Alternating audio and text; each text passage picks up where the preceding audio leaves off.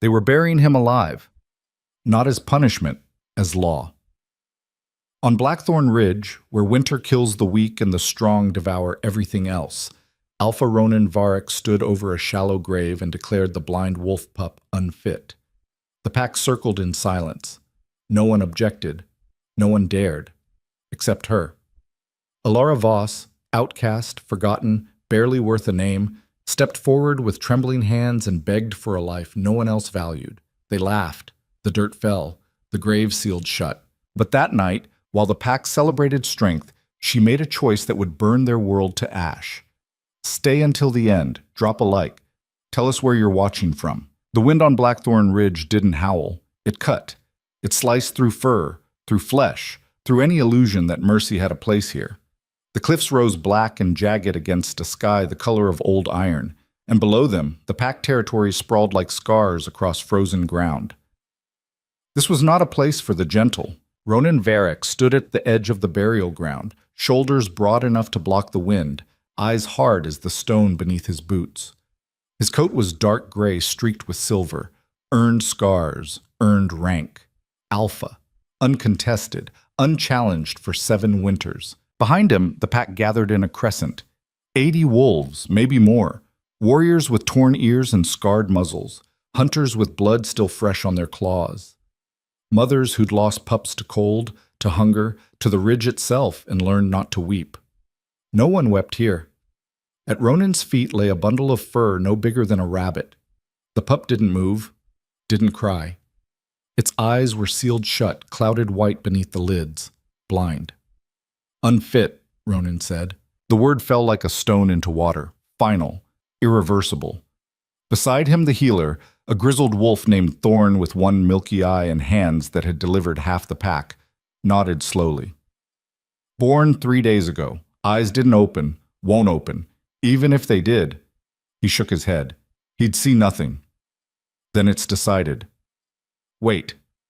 The voice came from the back, quiet, shaking. The pack shifted, heads turning, lips curling in confusion. Someone actually spoke against the Alpha? Alara Voss stepped forward. She was small, thin. Her coat was a dull brown, patchy in places where old wounds hadn't healed right.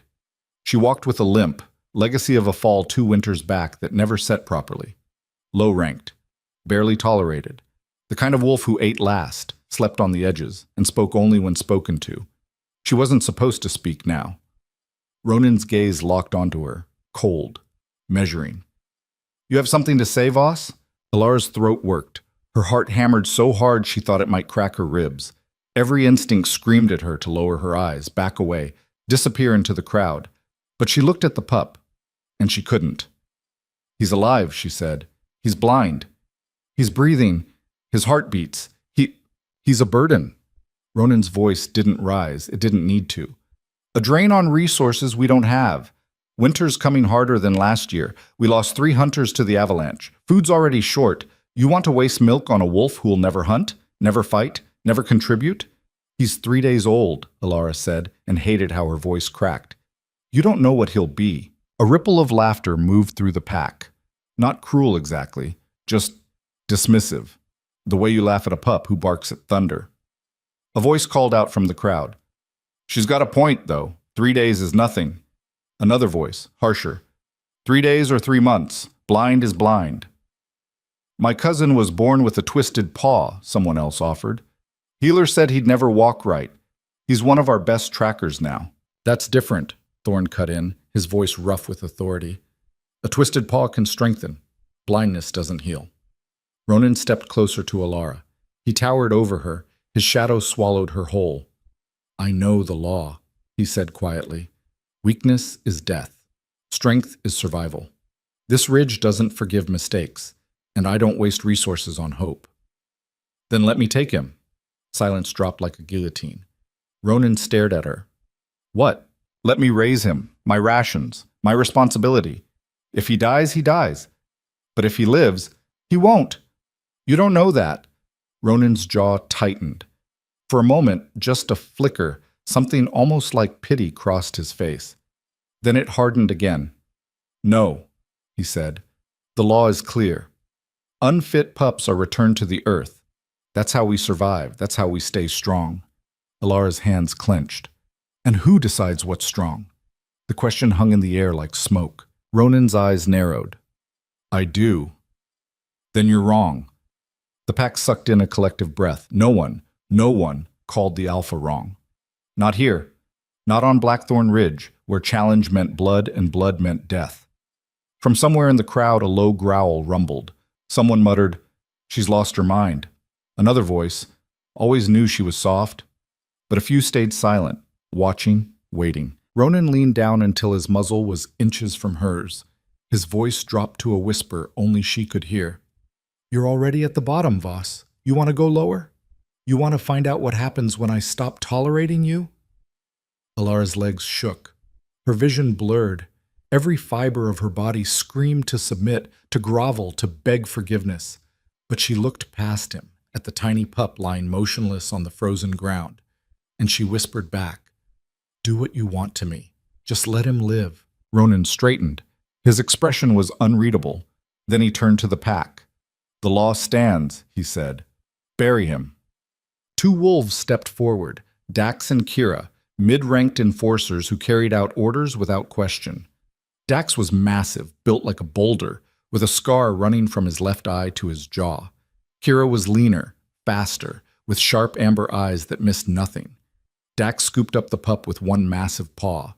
The little body dangled limp, barely a weight at all.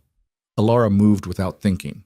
She lunged forward, reaching for the pup, and Kira's arm shot out, catching her across the chest, slamming her back into the dirt. "Don't," Kira said. Not unkindly. Just firm. "You'll only make it worse." Alara scrambled to her feet, breath ragged. "Please." But Dax was already walking toward the grave, a shallow pit, pre-dug in the frozen earth. The ground here was too hard for deep burials. 6 inches, maybe 8. Enough. He placed the pup inside.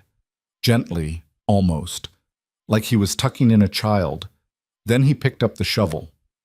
"No!" Alara's voice cracked. She tried to move forward again, and this time 3 wolves blocked her path. Not attacking, just holding, restraining. "Let it go," one of them muttered, a younger wolf named Garen, who'd always been decent to her. "It's kinder this way." "Kinder?" Alara's voice rose, breaking. "You're burying him alive." "He won't feel it long," Garen said softly. "It'll be over quick." The first shovelful of dirt hit the pup's body with a sound like a whisper. Alara's knees buckled. The second shovelful fell. Then the third. The pup didn't move, didn't cry. Maybe it was already dead. Maybe it had been dead all along, and this was just ceremony. But Alara saw its tiny chest rise. Once. "He's breathing!" No one listened. The dirt kept falling, covering the white fur. The sealed eyes, the fragile, impossible life that no one wanted. Dax worked methodically. Not rushed, not cruel, just efficient, like he was completing a task he'd done 100 times before. Because he had. This wasn't the first pup buried on Blackthorn Ridge. It wouldn't be the last. Alara stopped fighting. She sank to the ground, nails digging into frozen earth, and watched as they buried him alive. The mound grew. Snow began to dust it almost immediately, nature already working to erase the evidence. When it was done, Dax drove the shovel into the ground beside the grave and wiped his hands on his coat. "It's finished," he said to Ronan. The Alpha nodded. "Back to the dens. We've got work to do before the next storm hits." The pack didn't celebrate. They just dispersed. Duty done, law upheld. Back to the dens, the fires, the endless work of survival. Some cast glances at Alara as they passed. A few looked sympathetic. Most looked uncomfortable. A handful looked angry, like she'd wasted their time with her weakness. No one spoke to her. Ronan lingered for a moment. He looked down at the grave, a small mound of disturbed earth already dusted with fresh snow. Then he looked at Alara. She was still on her knees, staring at the grave, shaking. "I'm sorry," he said quietly, and he meant it. But he walked away anyway. The main den was carved deep into the mountain's heart.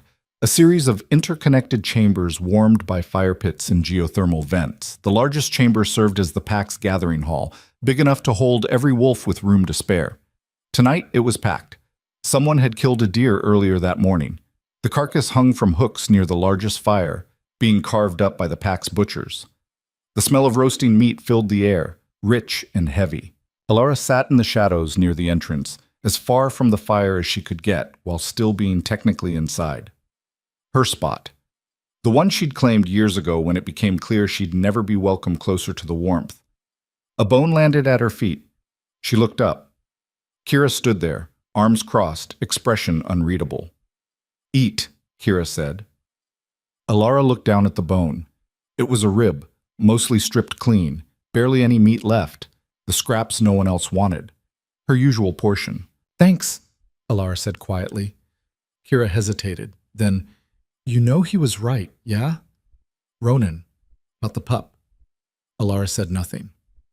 "I'm not trying to be cruel," Kira continued, "but this place, it doesn't work if we start making exceptions. You let one weak pup live, you set a precedent. Next thing you know, you've got half a dozen mouths you can't feed." "He wasn't weak," Alara said. "He was blind. That's not the same thing." "It is here." "Maybe it shouldn't be." Kira sighed. "Look, I get it. You've got a soft heart. That's fine. But you got to learn when to let go, for your own sake." She walked away before Alara could respond. Alara picked up the bone, stared at it. She wasn't hungry. She set it aside and leaned back against the cold stone wall, watching the pack eat and talk and laugh. Watching them live like nothing had happened. Because to them, nothing had happened. Just another day on the ridge, just another law upheld. Across the chamber, Ronan sat with his inner circle, his brother Darius, the headhunter Maven, and a few senior warriors. They were deep in conversation, probably planning the next hunt, discussing patrol routes, strategizing for winter. Darius looked up and caught Alara's eye. He smiled. It wasn't a kind smile. Darius Varric was everything his brother was, but sharper, colder.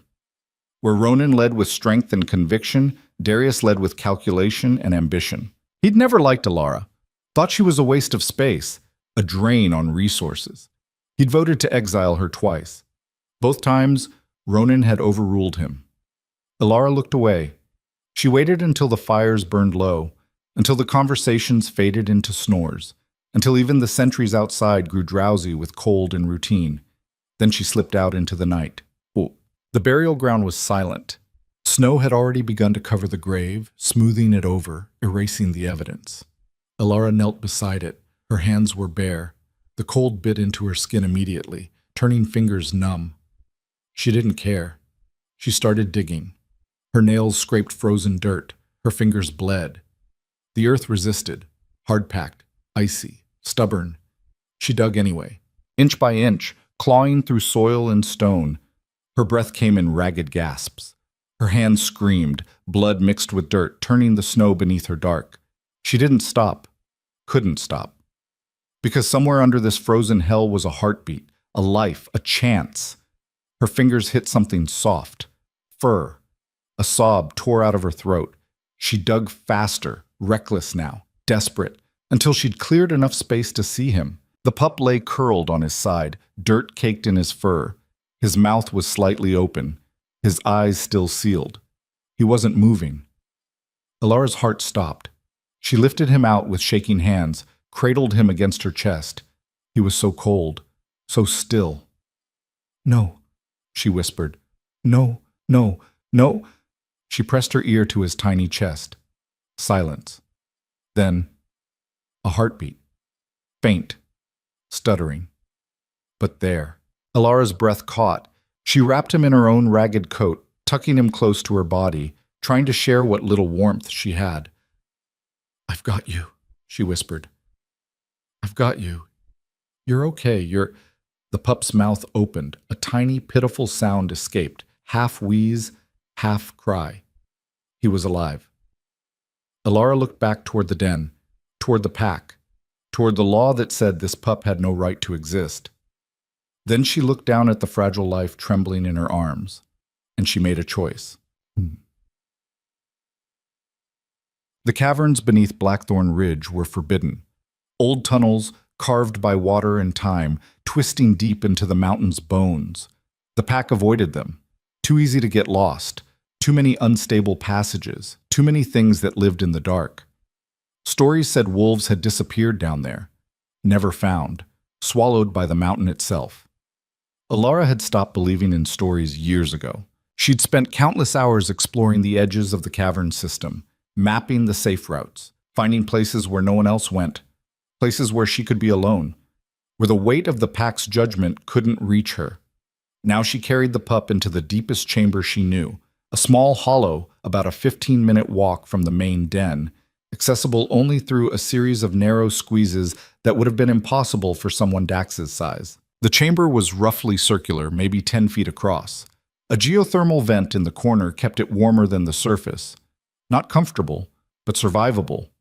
Water dripped somewhere in the darkness, a constant rhythmic sound that had kept her company on lonely nights.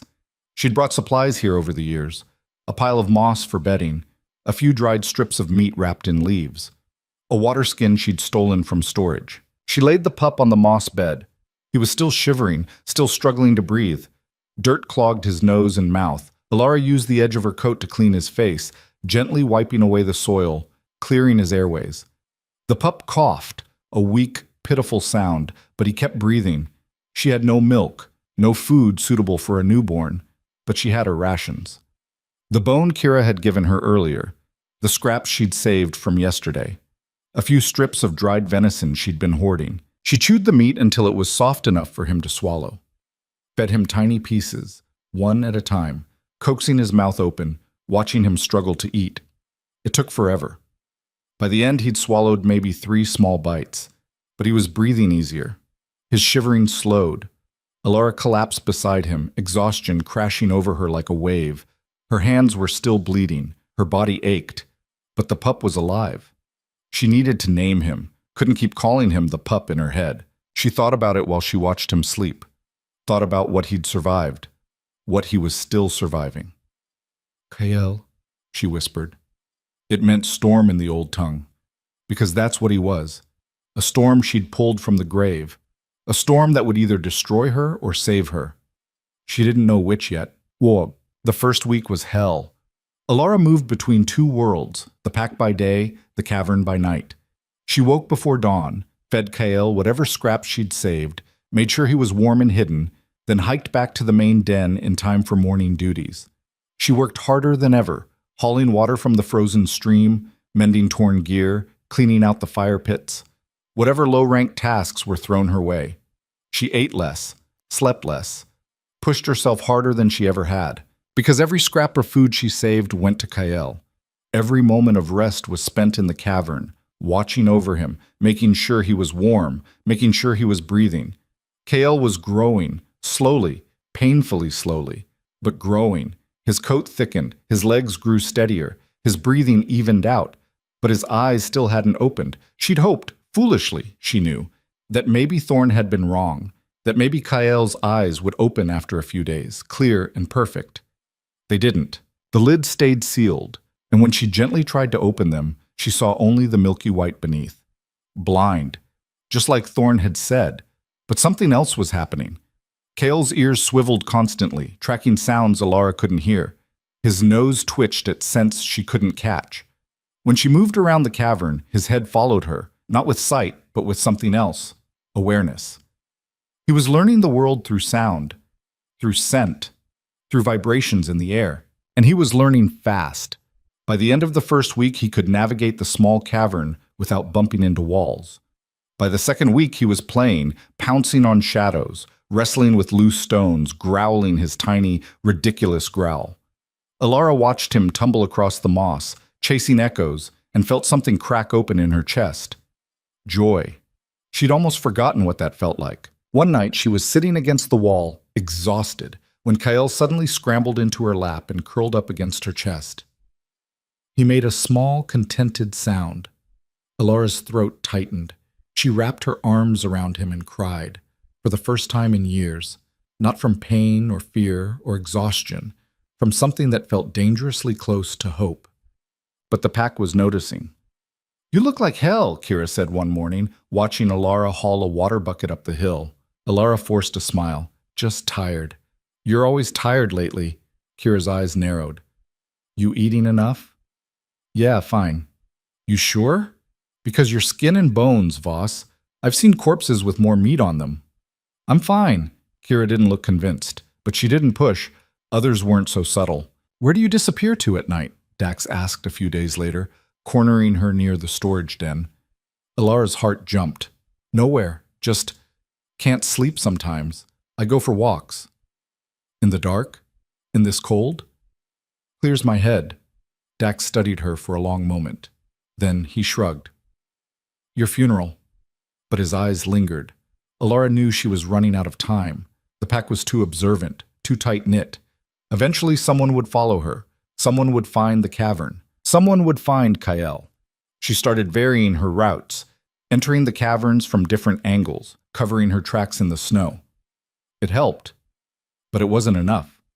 Because Ronan was watching too. She felt his eyes on her constantly, in the den, during work, at meals. He didn't say anything, but he was watching, and Ronan didn't miss much. He found her one evening near the edge of the territory, standing alone in the snow. She didn't hear him approach, didn't realize he was there until his shadow fell across her. You're killing yourself, he said. Alara turned. Ronan stood a few feet away, arms crossed, expression unreadable. I'm fine, she said automatically. No, you're not. He stepped closer. You've lost weight, you barely eat, you're exhausted, and you disappear every night like you're running from something. I'm not... Don't lie to me, Voss. Alara's jaw tightened. What do you want, Ronan? He was silent for a moment. Wind whipped snow around them, making the world feel small and closed in. Then, I want to know why you're doing this to yourself.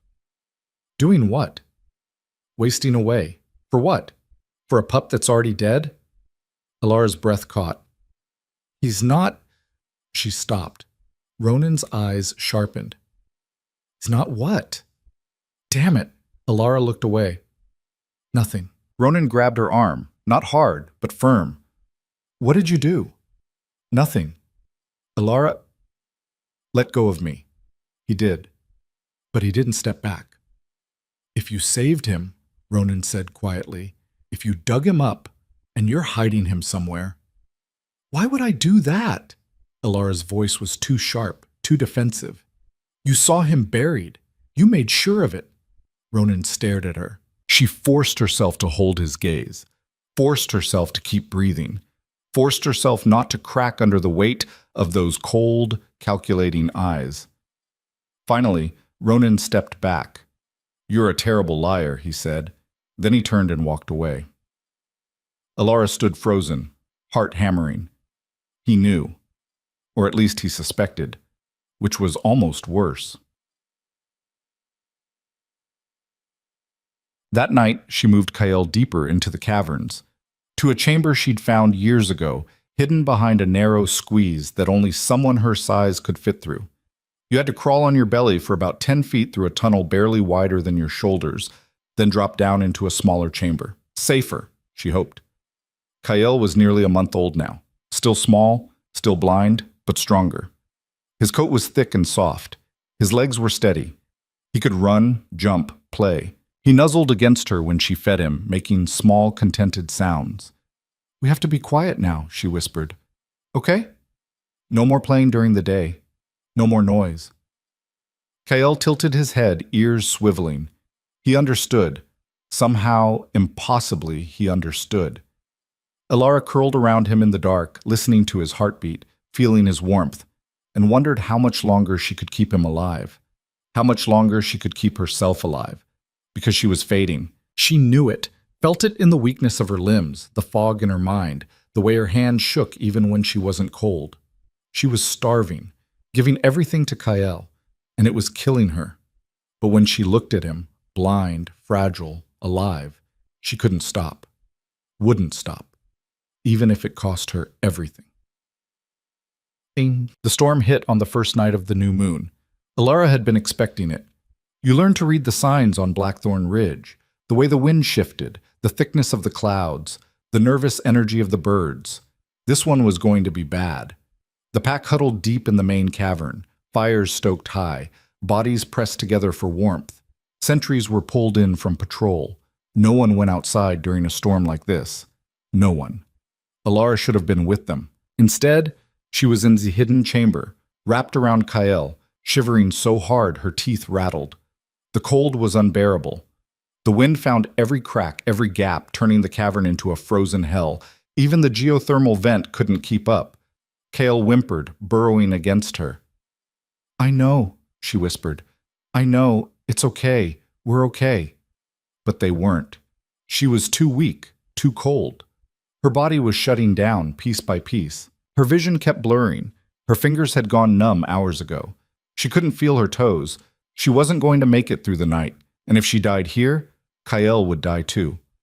Alara closed her eyes, felt the darkness pressing in. And for the first time since she'd dug him up, she wondered if Ronan had been right. If mercy was just another word for cruelty. If she'd saved Kael only to doom them both. Maybe this was how it ended. 2 corpses in a forgotten cave. 2 failures. 2. Kael moved. He crawled out of her arms, stood on shaking legs, and howled. It wasn't loud, wasn't strong, but it echoed. Through the caverns, through the stone, through the storm. A sound that didn't belong to a month-old pup. A sound that felt like more. Alara's eyes snapped open. Kael stood in the center of the chamber, head raised, sightless eyes aimed at nothing and everything. And the storm paused, just for a heartbeat, just long enough for Alara to hear footsteps. Running. Toward them. She tried to move, tried to hide Kael, tried to do anything, but her body wouldn't respond. The footsteps grew louder, closer. Someone was coming through the tunnels, fast and sure-footed, like they knew exactly where they were going. The narrow squeeze, someone was crawling through. Alara's heart hammered. She tried to push herself up, failed, fell back against the stone. And then Ronan Varric dropped into the chamber, snow-covered and furious. His eyes found Alara first, crumpled against the wall, barely conscious, lips blue with cold. Then they found Kael, standing in the center of the chamber, tiny, blind, alive. Ronan's expression went through a dozen emotions in the span of a heartbeat. Shock, anger, confusion, and something that looked almost like awe. "You..." He couldn't seem to finish the sentence. Kael turned his head toward Ronan, ears swiveling, tracking the sound of his breathing. The 2 wolves stared at each other. Alpha and pup. Power and vulnerability. Then Kael did something that made Ronan take a step back. He growled. Not a puppy growl. A real growl. Low and resonant and absolutely wrong for something that small. The chamber seemed to vibrate with it. Ronan's eyes widened. "What the hell?" Alara tried to speak, tried to explain, but her voice wouldn't work. The darkness was pulling her under. The last thing she saw before she passed out was Ronan moving toward her, shouting something she couldn't hear, and Kael still standing between them, still growling, still protecting her, even though he weighed maybe 5 pounds and couldn't see a damn thing. Then, everything went black. Alara woke to warmth, not the biting cold of the hidden chamber, not the frozen hell she'd been dying in, actual warmth. Her eyes cracked open, firelight danced across stone walls. She was lying on something soft, furs piled thick. A blanket covered her body. She tried to sit up, pain lanced through every muscle. Her hands were wrapped in cloth bandages, stained dark with dried blood. "Don't move," Ronan's voice, close. She turned her head. He sat a few feet away, arms crossed, face unreadable in the flickering light. They were in a small side chamber off the main den, private, away from the pack. Alara's breath caught. "Kael, he's fine." "Where?" "Safe." Ronan leaned forward, elbows on his knees. "You want to tell me what the hell you were thinking?" Alara pushed herself up despite the pain. The room spun. She gritted her teeth until it steadied. "I was thinking he deserved to live. You almost died." "But I didn't." "You would have." Ronan's voice was low, controlled, but something dangerous simmered beneath it. Another hour in that cold and you'd be gone. Do you understand that? Do you have any idea how close you came? Where is he? Elara asked again. Ronan stared at her. Then he stood and walked to the chamber entrance, pulling aside a hide curtain. In the corner of the room, nestled in a pile of moss and cloth, Kael slept. Elara's chest unclenched. He wouldn't leave you, Ronan said quietly. When I brought you back, he followed, stumbling blind through tunnels he'd never been in, falling, getting back up, following your scent. He paused. That's not normal. Elara dragged herself to the edge of the firs. Her legs barely held her weight. She made it 3 steps before her knees buckled. Ronan caught her before she hit the ground. Sit down before you kill yourself, he muttered, guiding her back to the bedding. You need to rest. He's fine. Elara sank back against the firs. Her hands shook. Everything shook.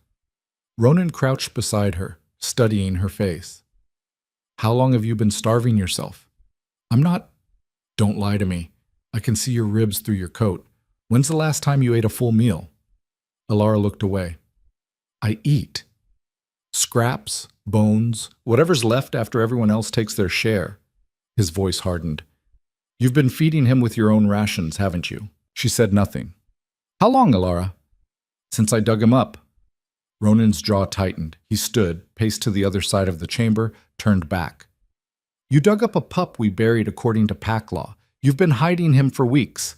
You've been slowly killing yourself to keep him alive. And you didn't think to tell anyone? Who would I tell? You? Elara's voice cracked. You're the one who ordered him buried. Because he was blind. So what? She pushed herself up again, ignoring the way the room tilted. So what if he can't see? He's smart. He's strong. He learns faster than any pup I've ever seen. He navigates the caves better than wolves with working eyes. But you didn't give him a chance. You just... Her voice broke. You just threw him away. Ronan was silent for a long moment. The fire crackled. Wind howled somewhere distant. The law exists for a reason, he said finally. We can't afford weakness. Every mouth we feed is a choice. Every wolf who can't contribute is a burden the rest of us carry. That's not cruelty. That's survival. And what happens when survival becomes an excuse to throw away anything that doesn't fit your definition of strength? Then we stay alive. At what cost? Ronan's eyes flashed. You want to know the cost? 3 winters ago, we let a sick wolf stay with the pack because his mother begged. Said he'd get better. He didn't. He died anyway. But not before the sickness spread. We lost 7 wolves. 7. Because we made an exception.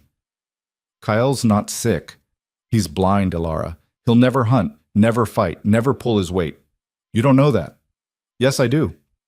Across the chamber, Kael stirred. His head lifted, ears swiveling toward their voices. Then he stood, wobbled slightly, and walked directly toward Elara. Not stumbling, not bumping into walls. Walking. He climbed into her lap and curled up against her chest, making a soft rumbling sound. Ronan stared. He knows where I am, Elara said quietly. He always knows. Even when I'm silent. Even when I'm not moving. She stroked Kael's head. You think that's weakness? Ronan didn't answer, but she saw something shift in his expression. Doubt, confusion, maybe even recognition. The pack can't know, he said finally. Elara's head snapped up. What? If they find out what you did, if they find out he's alive, there will be consequences for both of you. You're going to bury him again. No. Ronan ran a hand through his hair. I don't know what I'm going to do, but I need time to figure it out, which means you need to keep him hidden. I can't go back to the caves, not in this condition. You're not going anywhere. You're staying here until you're strong enough to stand without falling over. He pointed at Kael. He stays too. But if anyone asks, he's a new pup from the last litter, undersized, nothing special. You're lying to the pack. I'm protecting you from your own stupidity.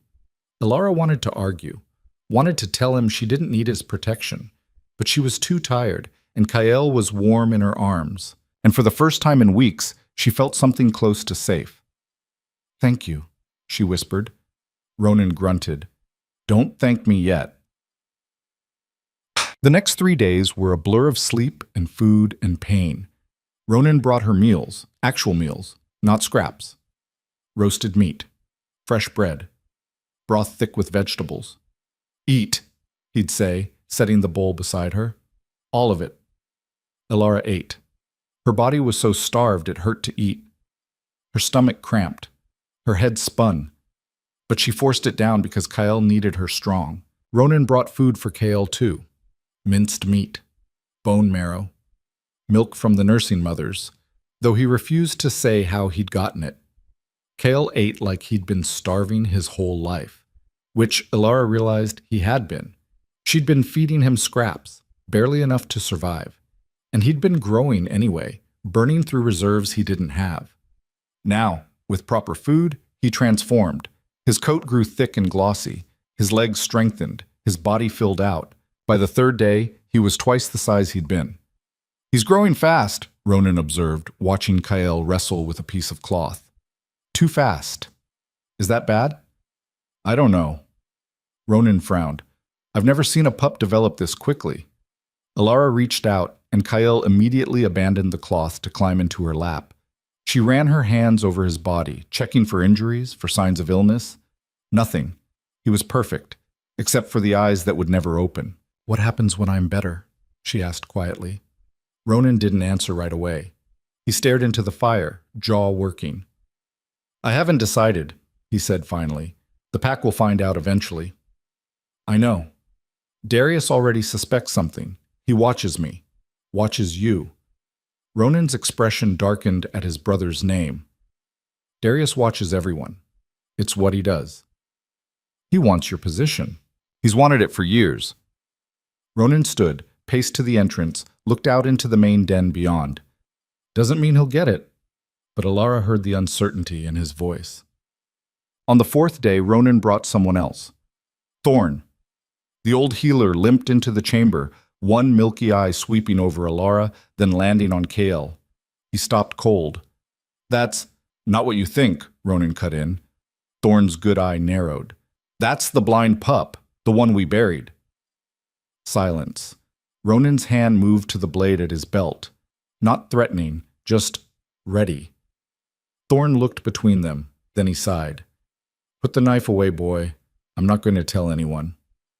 Why not? Because I'm old and I'm tired and I've buried too many pups in my life. Thorn knelt beside Kael, who immediately turned his head toward the healer. May I? Elara nodded. Thorn's hands, scarred and gnarled from decades of work, moved over Kael's body with practiced efficiency, checking joints, listening to his heartbeat, examining his sealed eyes. Interesting, he muttered. What? Elara asked. His eyes. They're not just blind, they're... Thorn peeled back one eyelid carefully. Beneath, the eye was completely white. No pupil, no iris, just milky nothingness. Sealed, like they never fully formed. Can you fix it? No. Thorn released the eyelid, but I don't think it matters. What do you mean? Thorn sat back on his heels. Watch. He moved to the other side of the chamber, slowly, silently. Kael's head tracked him perfectly. Thorn picked up a small stone, tossed it gently into the air. Kael's head followed the arc. He can't see, Thorn said, but he can perceive. Sound, movement, vibrations. He's compensating. The healer's expression was unreadable. I've never seen anything like it. Is he healthy? Ronan asked. Healthier than he should be, given what he's been through. Thorn looked at Elara. You kept him alive in those caves for a month? Yes. On scraps? Yes. He should be dead. Thorn's voice was flat, clinical. The cold alone should have killed him. The malnutrition, the stress, any one of those things should have been enough. But he's not dead, Elara said. No. Thorn stood, joints popping. He's very much alive, which raises the question, why? No one had an answer. Thorn moved toward the exit, then paused. Keep him hidden as long as you can. But know this, a pup this unusual won't stay secret forever, and when the pack finds out, he looked at Ronan, you'll have to make a choice. I know. Choose carefully, Alpha. The law is the only thing holding us together. Break it, and everything breaks. He left. Ronan stared at the empty doorway. He's right. About what? All of it. Passin. That night, Ilara woke to voices. Angry voices. She sat up carefully. The chamber was dark. The fire had burned down to embers. Kael slept curled against her side. The voices came from the main den. She stood, wrapped a blanket around her shoulders, and crept to the entrance. Beyond the hide curtain, the pack had gathered. Not everyone, but enough. And they were arguing. Can't keep ignoring this, someone was saying. Darius. Food stores are lower than they've ever been. We lost half the autumn hunt to the early freeze. Winter's barely started and we're already rationing. We'll manage, Ronan's voice. Calm, steady. We always do. Will we? Darius stepped forward. Firelight carved shadows across his face. Last winter we lost 3 wolves to starvation. The winter before, 5. How many will we lose this year?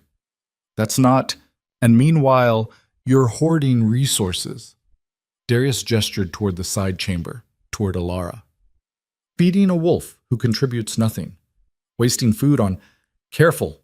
Ronan's voice dropped to a growl, but Darius didn't back down. She's dead weight, everyone knows it, and you're protecting her because, what, guilt? Sentiment?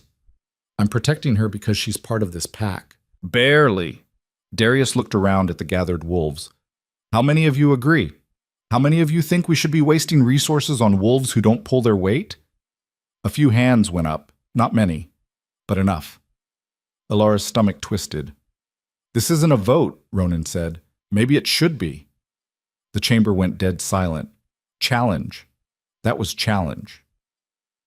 Ronan stepped forward, and the wolves between them scattered. You want to challenge me, brother? Darius smiled. I want what's best for the pack. That's not an answer.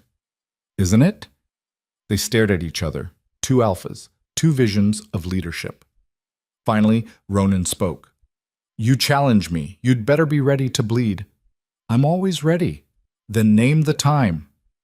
Darius opened his mouth, and Kael walked out of the side chamber. Every head turned. The blind pup walked directly into the center of the gathered wolves, head high, ears swiveling. Ilara's heart stopped. What the hell is that? Someone asked. Kael stopped in front of Ronan, sat, looked up at him with those sealed, sightless eyes, and growled. The same growl from the cave, low, resonant, wrong. The gathered wolves took a collective step back. That's not a normal pup, Maven whispered. The headhunter's voice was tight with something close to fear. Darius stared. Where did that come from? Ronan didn't answer. His eyes were locked on Kael. Ilara stepped out of the shadows. He's mine. Every eye turned to her. Yours? Darius's voice was sharp. Since when do you have a pup? Since I saved him. Understanding dawned on Darius's face. Then fury. The blind one, you dug him up. Gasps rippled through the crowd. You violated pack law, Darius continued, voice rising. I defied the Alpha's direct order. I saved a life. Ilara cut in. Her voice shook but held. Something this pack forgot how to do. The law exists for a reason. The law is wrong. Chaos erupted. Wolves shouting, arguing, some defending Ilara, most condemning her. Darius's voice cut through it all. She admits it. She violated our most sacred law. The punishment is exile. Ronan, enforce it. All eyes turned to the Alpha. Ronan stood frozen, looking at Ilara, at Kael, at the pack tearing itself apart. Well, Darius pressed, are you going to uphold the law or not? Ronan's jaw worked. His hands clenched. Then he looked down at Kael. The pup stared back, sightless but somehow seeing, and Ronan made a choice. No, he said quietly. The den went silent. What? Darius breathed. I said no. Ronan's voice strengthened. She's not being exiled. She broke the law. I'm changing the law. Darius laughed, sharp, bitter. You can't just change the law because you feel like it. I'm Alpha. I can do whatever I want. Not anymore. Darius lunged. Ronan met him halfway. The 2 brothers collided in a crash of muscle and fury. Claws, teeth, blood. The pack scattered, giving them room. Alara grabbed Kael, pulling him back toward the side chamber, but he twisted free, scrambling toward the fight. Kael, no! The pup ran directly into the space between the fighting wolves and roared, not a puppy sound, not a growl, a roar. It shook the walls, rattled stones, sent vibrations through the floor. Ronan and Darius froze mid-strike. Kael stood between them, tiny body rigid, sightless eyes blazing with something that looked almost like light. And then he collapsed. Alara was there in an instant, scooping him up. His body was burning hot, his breathing ragged. "What did you do?" she whispered. "What did you—" Kael's eyes, still sealed, began to glow. Faint, pulsing, like embers beneath snow. Ronan stumbled back. "What the hell?" The glow spread. Down Kael's body, across his fur, tracing patterns that looked almost like runes. Ancient, powerful, impossible. Thorn's voice came from the back of the crowd. "The old blood." Everyone turned. The healer stepped forward, face pale. "The mark of the old blood. I've only seen it in records, in stories, but that's what this is." "What are you talking about?" Ronan demanded. "The first wolves. The ones who ruled before the ridge, before the packs, before the law." Thorn's voice shook. "They say the old blood grants power, strength beyond measure, vision beyond sight." "That's a myth." "Then explain that."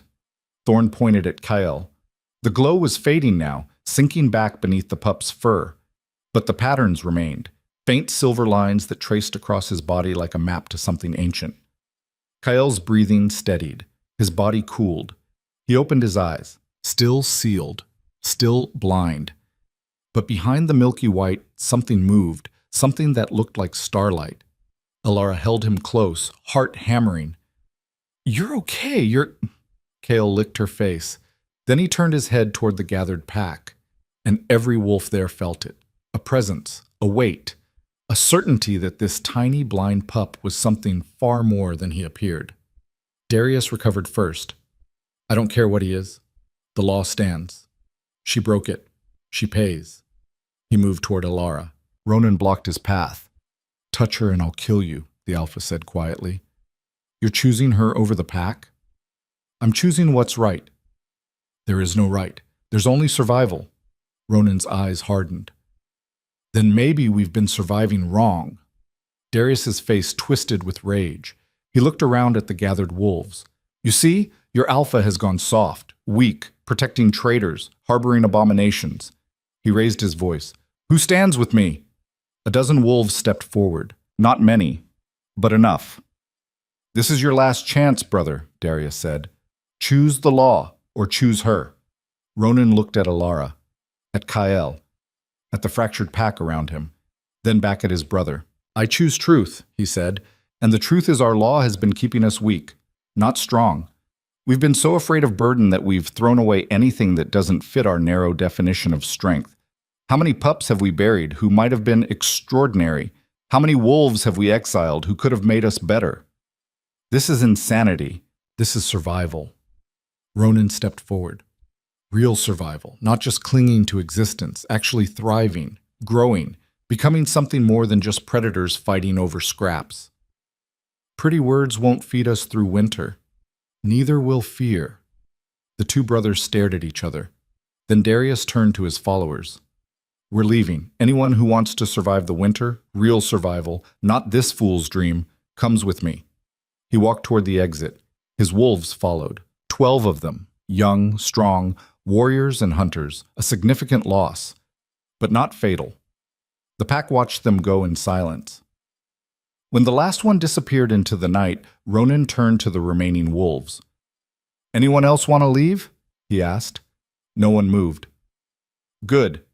He looked at Alara. "Because we're going to need everyone we have for what comes next." Alara stepped forward, Kael still cradled in her arms. "What comes next?" Ronan's expression was grim. "War. Darius won't let this go. He'll gather allies, other packs who think like him, and then he'll come back." "To take your position?" "To take everything." The gathered wolves shifted uneasily. How long do we have? Maven asked. Not long. Days. Maybe a week. Ronan looked down at Kyle. But we have something he doesn't. A blind pup? Someone scoffed. A weapon, Ronan corrected. Whatever that was, that power, it's real. And if we can figure out how to use it, he trailed off. Alara held Kale tighter. He's not a weapon. I know what he is. Ronan's voice softened. But he's also our only chance. Silence fell. Then Thorn spoke up from the back. There are records, in the old archives, stories about wolves like him. If I can find them, if I can understand what the marks mean, maybe we can help him control it. Do it, Ronan ordered. Maven, double the sentries. I want scouts on every approach. If Darius makes a move, I want to know about it before he's within a mile of this place. Yes, Alpha. The rest of you, get some sleep. Tomorrow we start preparing. The wolves dispersed slowly, casting uncertain glances at Kyle as they passed. Soon only Ronan, Alara, and Kyle remained.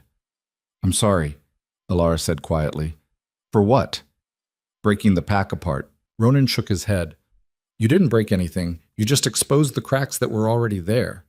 He moved to the fire, staring into the dying flames. Darius was right about one thing. We've been barely surviving for too long. Maybe it's time we tried something different. What if it doesn't work? Then we die trying. He looked back at her.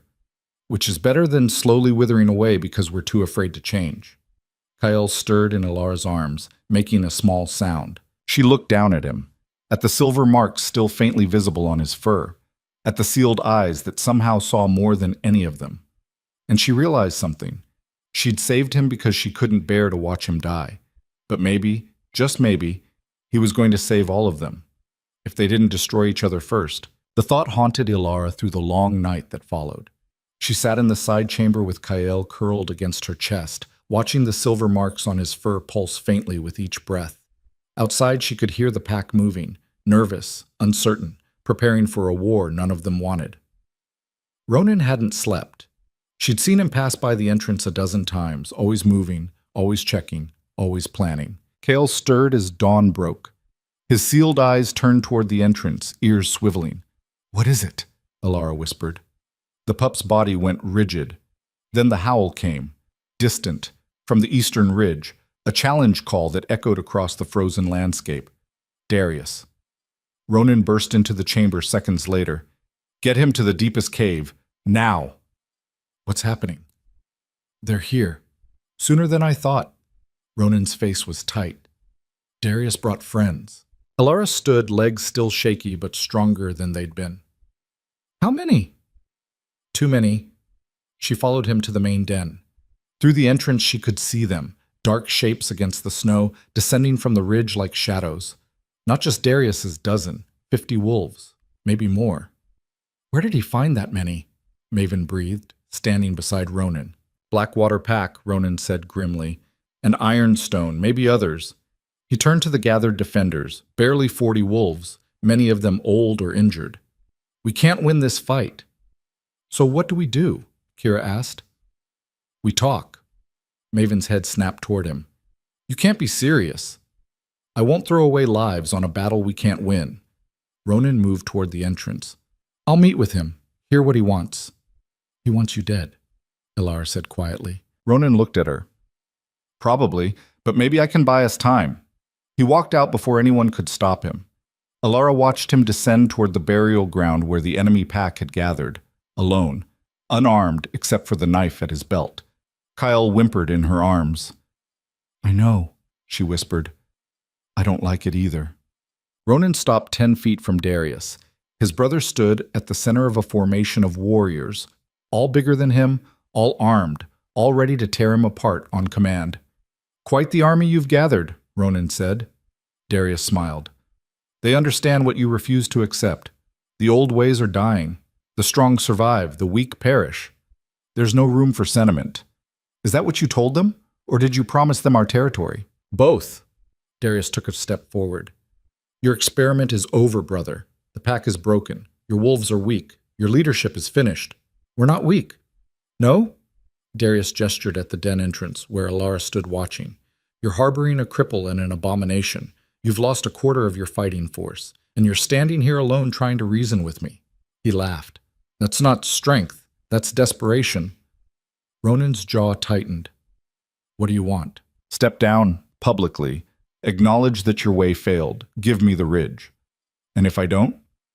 Then I take it anyway. But a lot more wolves die." Silence stretched between them. The wind howled. Snow began to fall. "You have until sundown," Darius said. "Decide." He turned and walked back to his army. Ronan stood alone in the snow for a long moment. Then he returned to the den. The pack waited in tense silence. "We're leaving," Ronan said. Chaos erupted. "We can't just abandon the ridge. This is our home. We'll die out there. We'll die here faster." Ronan's voice cut through the noise.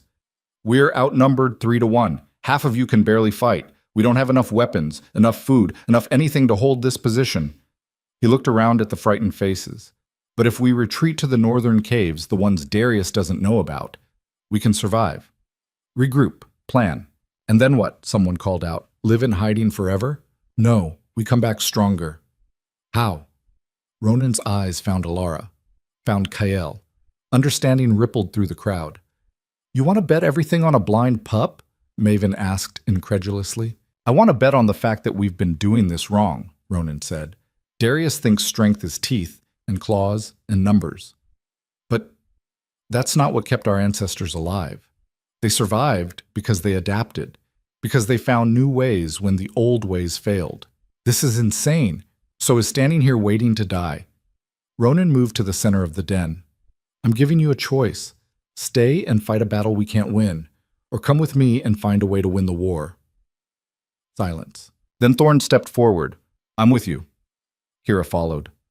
"Me too." One by one, wolves moved toward Ronan. Not all of them. A handful stayed back, uncertain, but most chose to follow. "We leave in an hour," Ronan said. "Pack light, food and weapons only. Everything else stays." The den erupted into controlled chaos, wolves gathering supplies, saying goodbye to dens they'd lived in for generations, preparing to abandon the only home they'd ever known. Alara stood frozen, Kael heavy in her arms. This was her fault. All of it. If she'd just let the pup die, if she'd followed the law, none of this would be happening. "Stop it!" She looked up.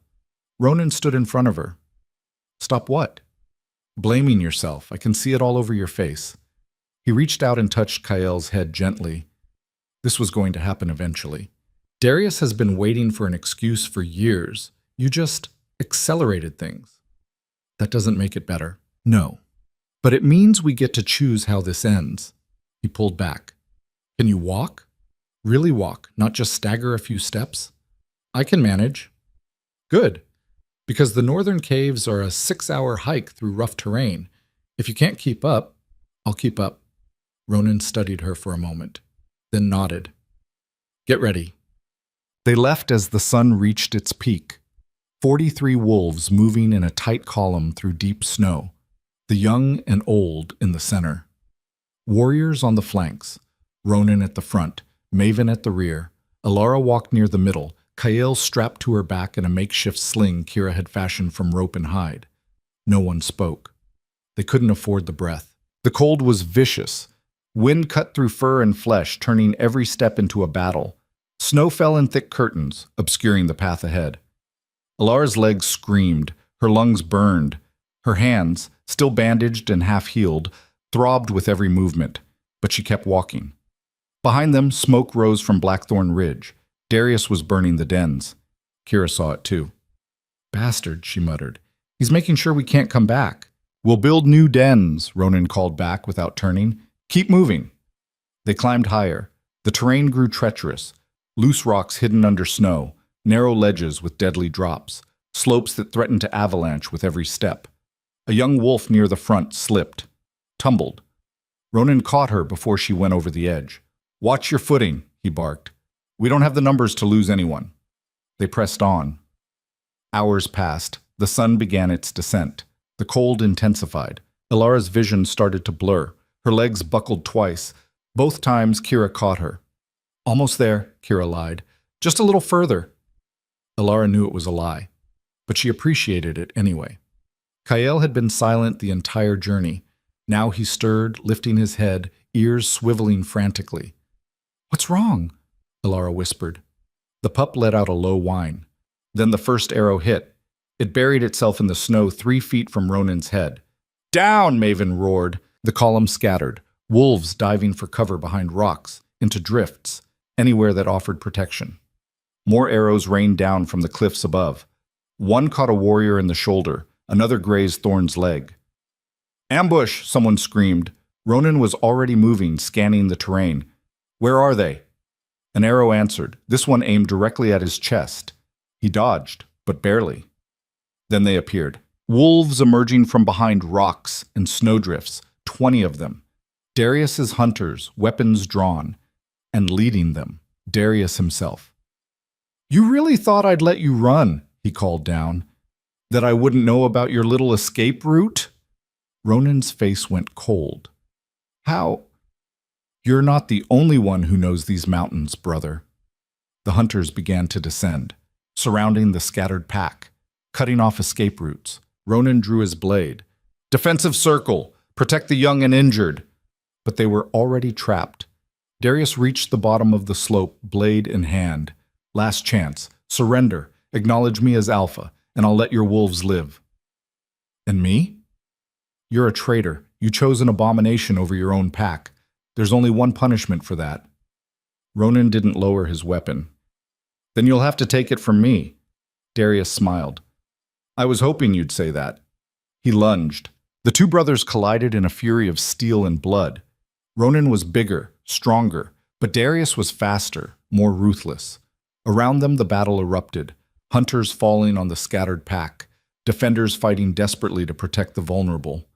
Alara crouched behind a boulder with Kael, watching the carnage unfold, watching Ronan fight for his life, watching wolves she knew, wolves she'd lived beside for years, fall bleeding into the snow.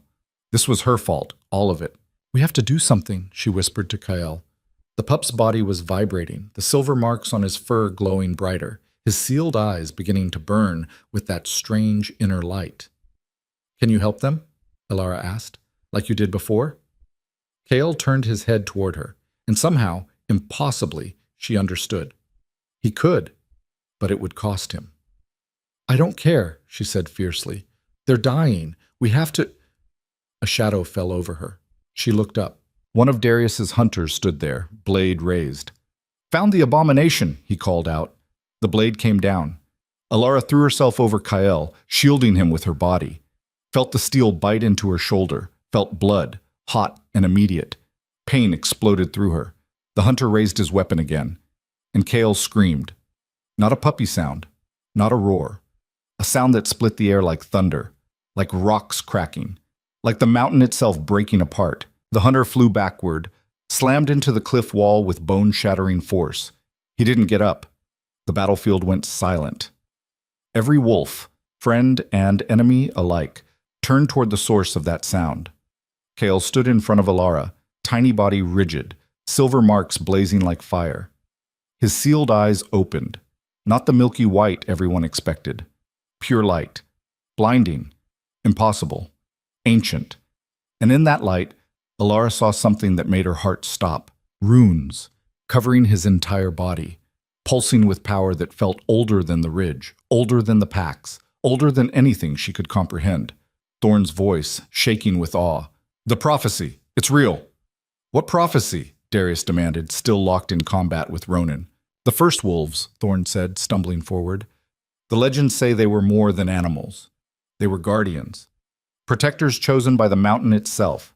He pointed at Kael. "And when the packs lost their way, when strength became cruelty, the mountain would send a sign." "That's a myth." "Does he look like a myth?"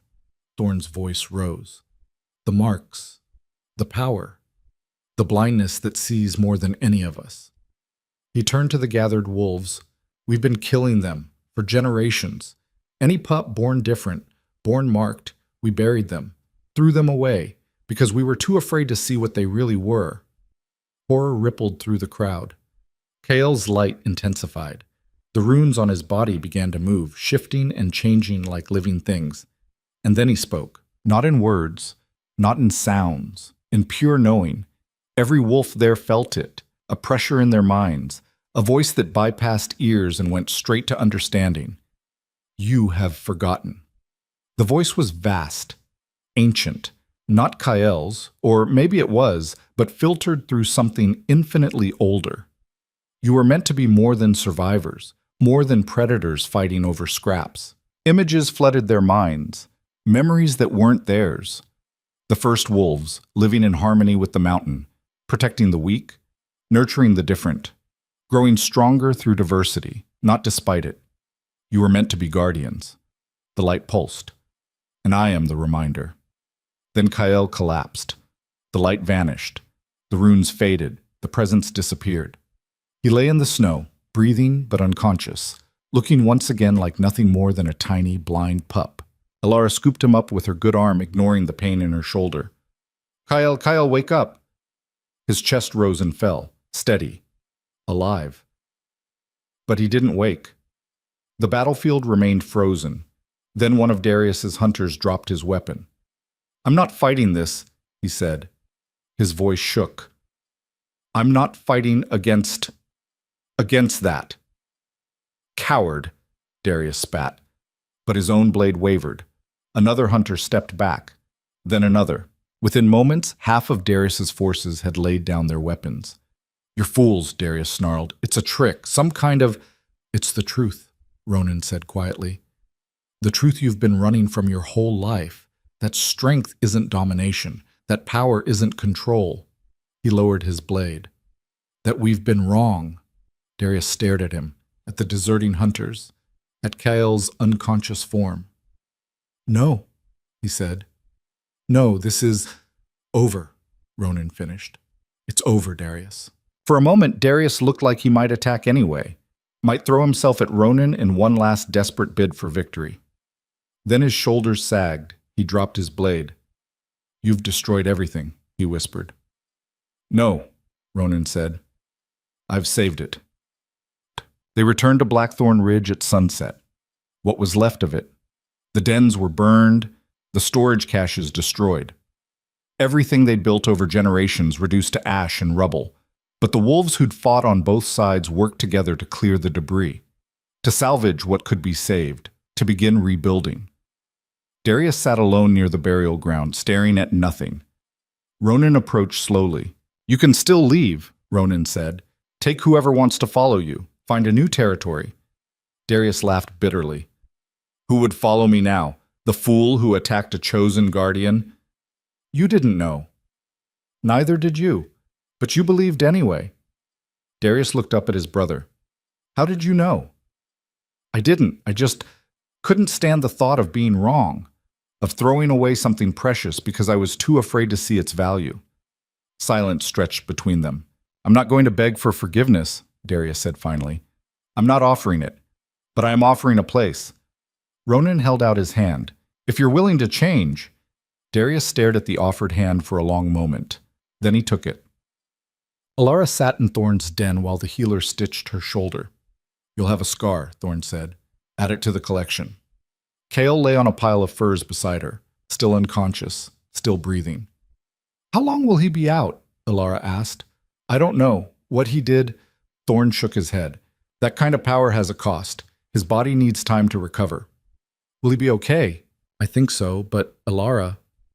Thorn met her eyes. He's not just a pup anymore. You understand that, right? He's something more, something important. I know. And when he wakes up, everything will change. Elara looked down at Kael, at the faint silver lines still visible on his fur, at the sealed eyes that had burned with impossible light. Everything already has, she said quietly. Thorn finished the stitching and left her alone. Elara lay down beside Kael, careful not to jostle her injured shoulder. Outside, she could hear the pack working, talking, laughing even, tentative and uncertain, but present. Healing. She closed her eyes, and didn't see the shadow that fell across the entrance, didn't hear the footsteps approaching, didn't sense the danger until it was too late. A hand clamped over her mouth. Another grabbed Kael. Alara tried to scream, to fight, but something sharp pressed against her throat. Quiet, a voice whispered. Unfamiliar, cold. Or you both die right here. Through the entrance, she saw 3 more figures moving in the darkness. Not from their pack, not from Darius's. Strangers. The one holding her leaned close, breath hot against her ear. The council has been watching, waiting, and now that we know what he is, the blade pressed harder. He comes with us. Wyatt? Because he's not the only one with marks. And the others, the ones you've been burying for generations, want to meet their brother. Alara's blood ran cold. Other marked wolves, alive, hidden, watching. And now they were here. The stranger lifted Kael's unconscious form. Tell your alpha this. The old world is ending. The new one is beginning. And he can either join us, the blade drew a thin line of blood across Alara's throat, or burn with the rest. Then they were gone. Slipping out through a back passage Alara didn't even know existed, taking Kael with them. She staggered to her feet, throat burning, and screamed. Her scream tore through the night. Wolves came running from every direction. Ronan first, blade already drawn, eyes wild. He took in the scene instantly, Alara clutching her bleeding throat. The empty furs where Kael had been, the terror on her face. Who? He demanded. I don't know. 4 of them. They took him. They said... Alara's voice cracked. They said there are others, other marked wolves, alive, and they want Kael. Maven burst in behind Ronan, followed by Kira and a dozen warriors. Which direction? Alara pointed toward the back passage. There. But they're fast. They knew exactly where they were going. Ronan was already moving. Maven, take half the warriors and circle east. Kira, west. I'll go straight through. Don't engage if you find them. Track and report. Understood? They scattered. Alara tried to follow, but Thorn caught her arm. You're bleeding. Let me... I don't care. She yanked free. They have Kael. And you'll be useless to him if you bleed out in the snow. Alara wanted to argue, wanted to run after Ronan, but her legs were already shaking, and the cut on her throat was deeper than she'd thought. Thorn guided her to a chair and pressed cloth against the wound. Talk while I work.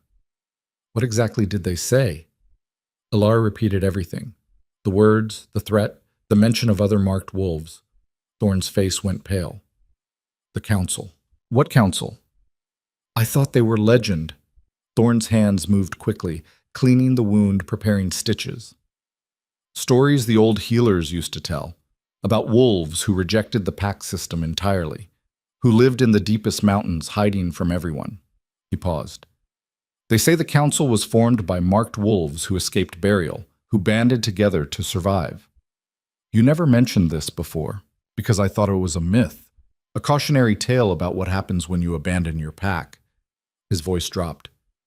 But if they're real, they've been watching us all this time. Why take Kael now? Because he revealed himself, showed his power to dozens of wolves. Thorn pulled the thread tight.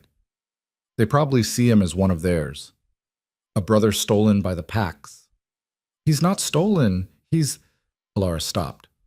What was Kael? Hers? The packs? Something else entirely? Footsteps echoed outside. Ronan returned, face grim. They're gone. Completely. No tracks, no scent trail, nothing. It's like they vanished. That's impossible, Maven said, coming in behind him. No one moves that clean.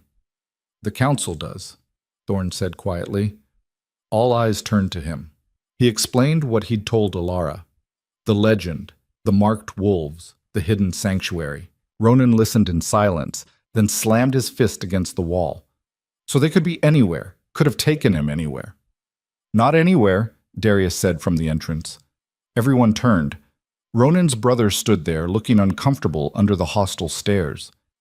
I might know where they went, Darius continued. Why should we trust you? Kira demanded. Because I want to help. Darius stepped inside.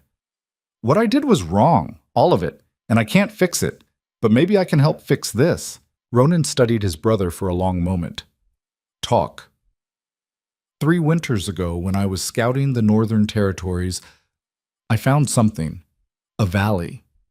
Hidden deep in the mountains, accessible only through a series of caves. Darius pulled out a scrap of hide and began sketching.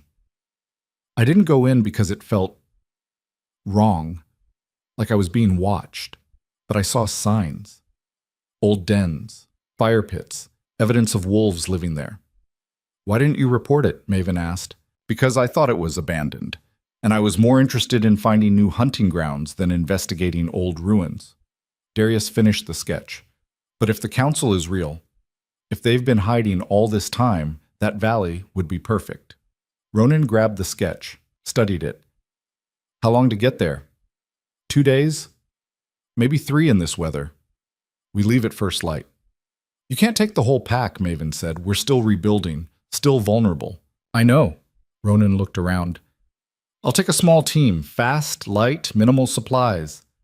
I'm coming, Alara said immediately. You can barely stand. They took my pup. I'm coming. Ronan opened his mouth to argue, saw the look on her face, and closed it again. Fine.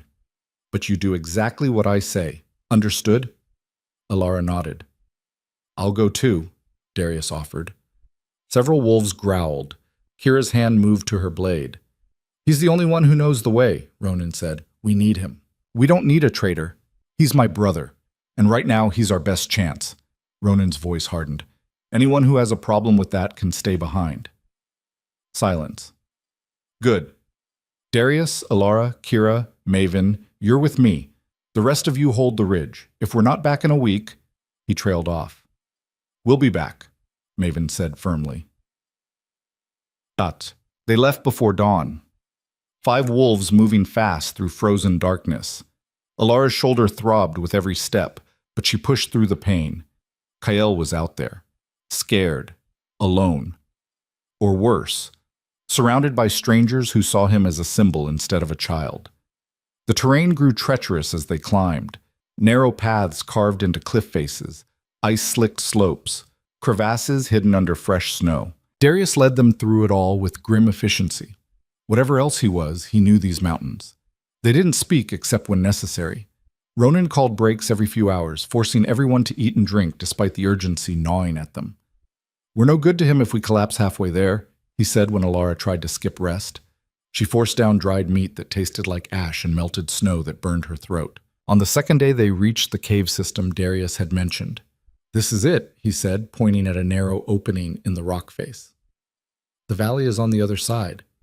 But the caves, they're a maze. Easy to get lost. You've been through before? Ronan asked. Only part way. I turned back when I started hearing things.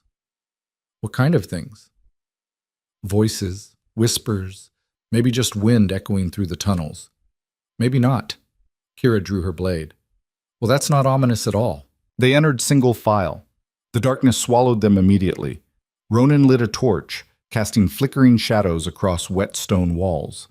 The tunnel twisted and split. Darius chose paths based on memory and instinct.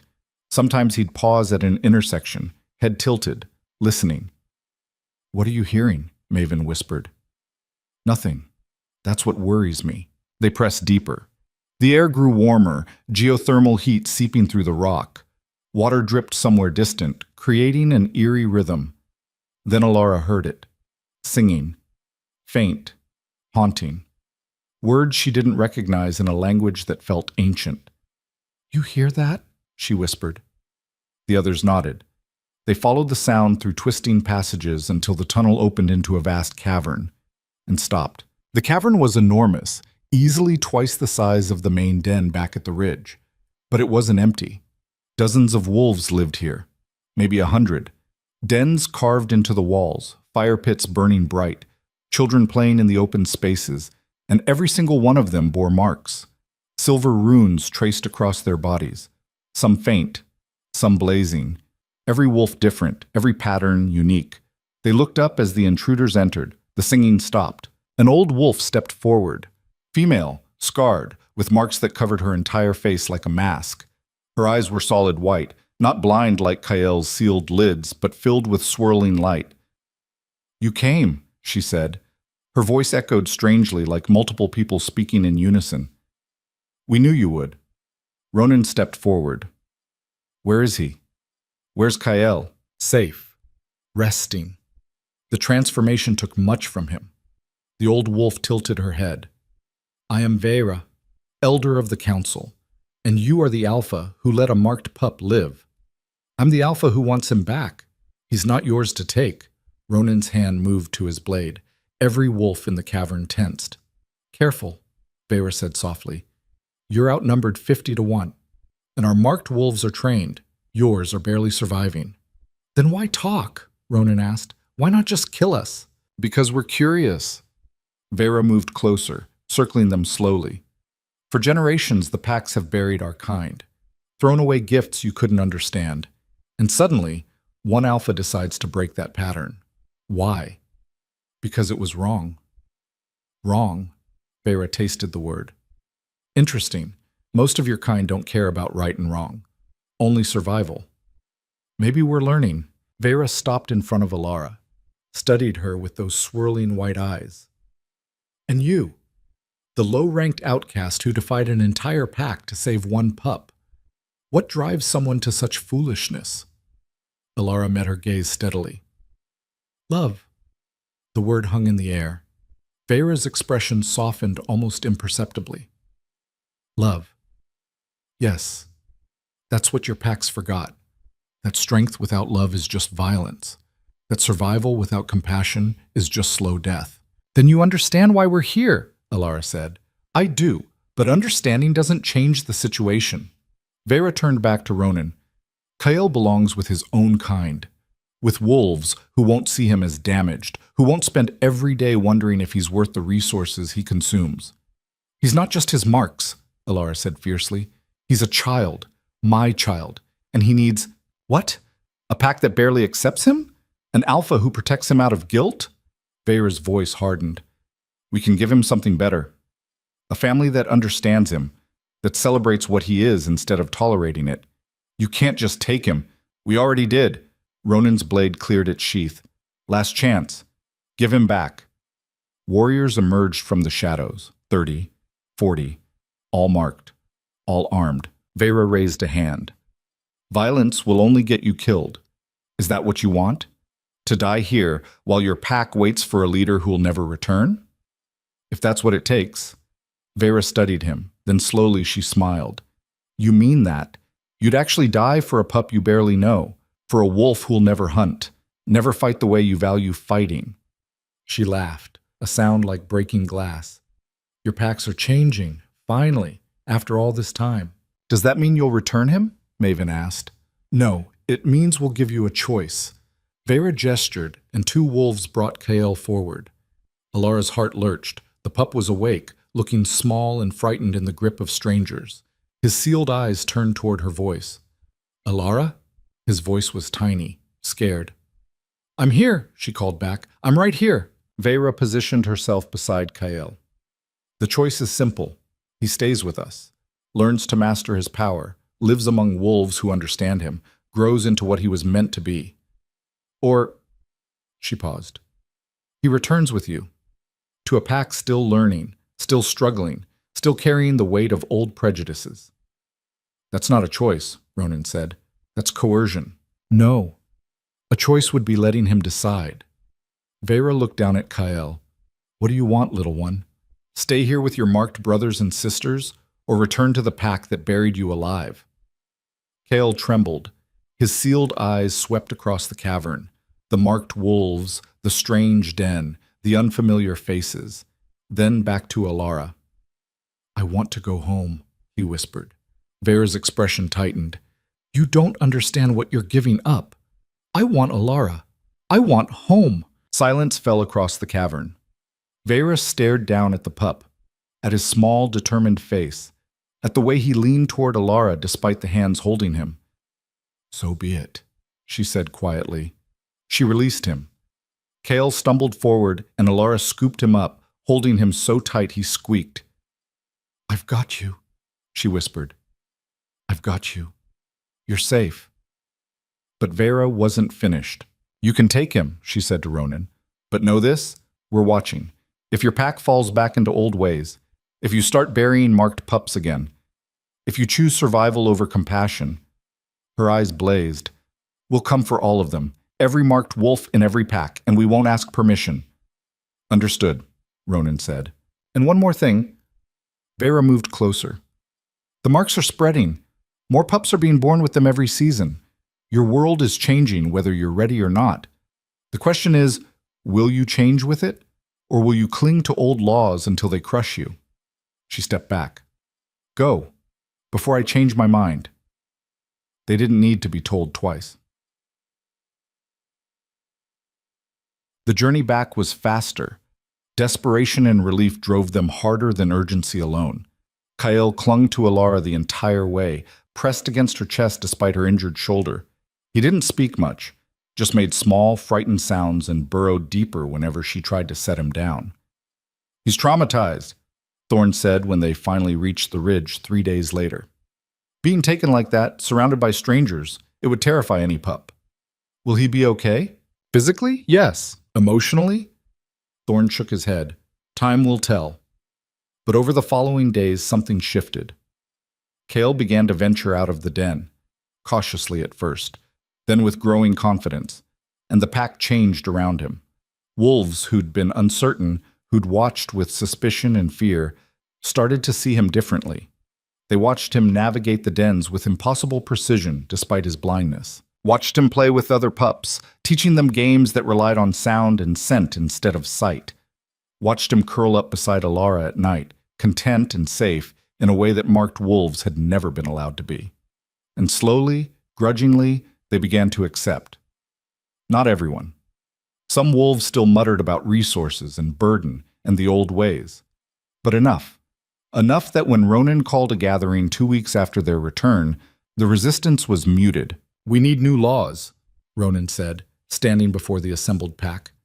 "The old ones kept us alive, but they also kept us weak, kept us afraid, kept us throwing away anything that didn't fit our narrow definition of strength." He gestured to Kael, who sat beside Alara. "This pup should be dead. According to our law, he deserved to die. But look at him now, learning, growing, contributing in ways we never imagined." Ronan's voice rose. "How many others did we bury? How many gifts did we throw away because we were too afraid to see their value?" Murmurs rippled through the crowd. "I'm not saying we abandon caution," Ronan continued. "Resources are real. Survival is real. But so is compassion, so is adaptation, so is recognizing that strength comes in forms we haven't learned to measure yet." Darius stepped forward. The pack tensed. He was still barely tolerated. "My brother is right," Darius said. "I spent my life believing the old laws were absolute, that strength was everything, and it almost destroyed us." He looked at Kael. "That pup has more courage in his tiny body than I've shown in my entire life. He faced an entire cavern of strangers and chose to come home. Chose us, even after we tried to kill him." His voice cracked. "If he can forgive us, if he can see value in a pack that failed him, maybe we can learn to do the same." Silence. Then from the back, an old warrior stood. "What are you proposing?" Ronan straightened. "A new law. No pup is judged until they've had a chance to prove themselves. Marked or unmarked, blind, deaf, crippled, doesn't matter. We give them time. We give them resources. We give them a chance. And if they can't contribute," someone called out, "then we adapt our definition of contribution." Ronan's eyes swept the crowd. A wolf who can't hunt might be able to heal. One who can't fight might be able to teach.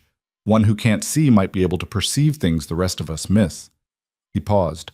"We're stronger together, all of us. Not just the ones who fit the mold." More silence.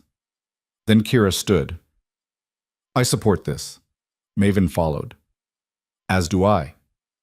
One by one, wolves rose. Not all, but most. Even some who'd followed Darius in the rebellion. Ronan looked at his brother. "You want redemption? Help me enforce this. Make sure every wolf in every territory knows. The old ways are dead. We're building something new." Darius nodded slowly. "I will." Vera's words echoed in Alara's mind. "Your world is changing." She looked down at Kael, who'd fallen asleep in her lap despite the noise and tension. Yes, she thought, it is. And for the first time since she dug him out of that frozen grave, she believed they might actually survive it. Spring came to Blackthorn Ridge. The snow began to melt. Green shoots pushed through frozen earth, The pack's food stores, stretched thin through the hardest winter anyone could remember, finally stabilized.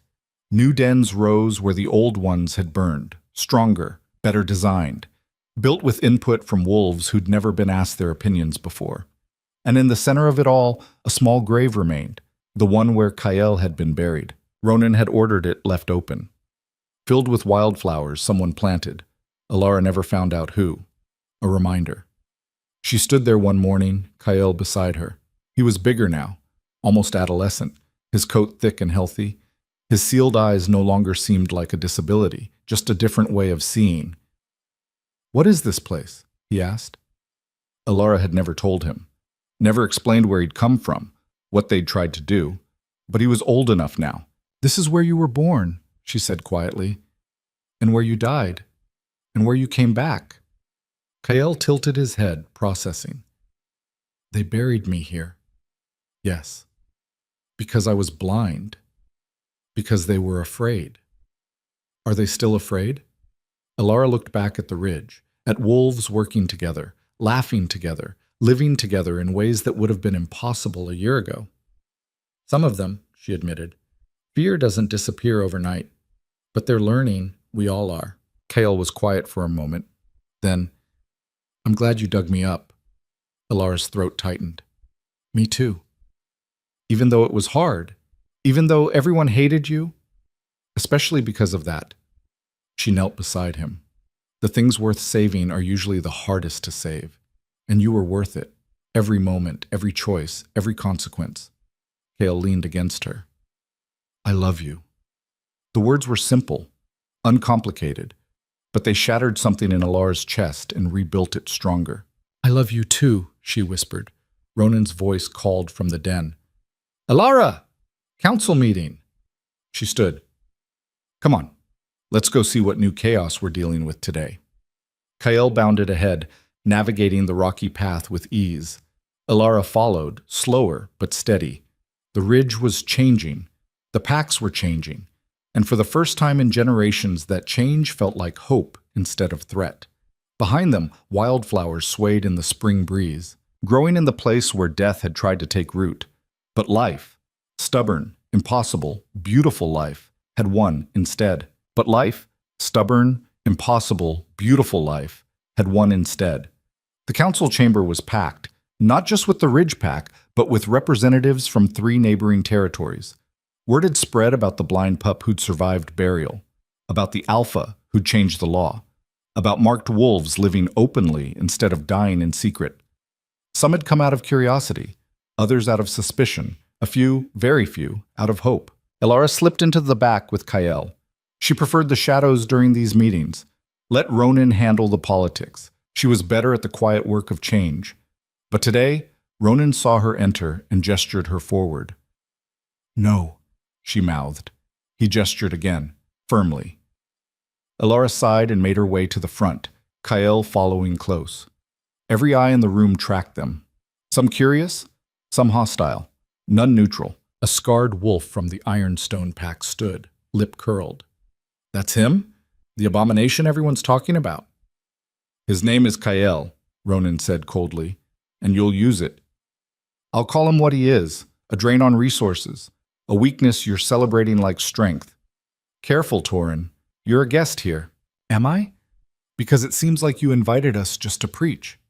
Torin looked around at the other visiting wolves. "Tell me I'm wrong. Tell me this isn't about convincing us to adopt your progressive philosophy." "It's about survival," Ronan said. "Real survival. Not just clinging to existence, but actually thriving. By wasting food on cripples?" Kael flinched. Alara's hand dropped to his shoulder. "He's not—" she started. "Let me," Kael said quietly. Alara looked down at him. He was trembling, but his jaw was set, determined. "Let me talk to them." "Kael, you don't have to—" "Yes, I do." He stepped forward before she could stop him. The room went silent. A half-grown pup walking directly toward a circle of territorial alphas and their enforcers. Torin laughed. "What's this? The pet wants to speak?" "I'm not a pet." Kael's voice was small but steady. "And I'm not a drain. I track better than any wolf in my pack. I can hear a heartbeat from 50 feet away. I navigate caves in complete darkness. You're blind, Torin cut in. Those are tricks, compensation, not strength. Why can't they be both? The question hung in the air. Torin opened his mouth, closed it, tried again. Because strength is hunting, fighting, protecting territory. Why? What? Why is that strength? Kael tilted his head. Who decided? And who says it can't mean other things too? Torin's face darkened. Listen, pup. No, you listen. Kael's voice rose, surprising everyone, including himself. You think I'm weak because I can't see, but I hear everything, every whisper, every heartbeat, every lie. His sealed eyes swept the room. And right now, your heart is racing. You're scared, not of me, of what I represent. I'm not. You're terrified that if wolves like me are valuable, then maybe your definition of strength is incomplete. Maybe you've been measuring wrong your whole life. Silence crashed through the chamber. Torin stared at the pup, then at Ronan, then back at Kael. He struggled for words. That's not. An older female from the Blackwater delegation stood. Her name was Senna, and she'd lost half her pack to starvation 2 winters ago. The pup makes a point, she said quietly. We've been so focused on one type of strength that we've ignored others. My best scout has a withered front leg. Can't fight worth a damn. But she finds prey no one else can because she learned to use her nose instead of her speed. Senna looked at Kael. Maybe we've been doing this wrong. Thank you, Kael said. Don't thank me yet. I'm not convinced. But I'm listening. It wasn't much, but it was something. Ronan seized the moment. That's all I'm asking. Listen, watch, see what's possible when we expand our definitions instead of narrowing them.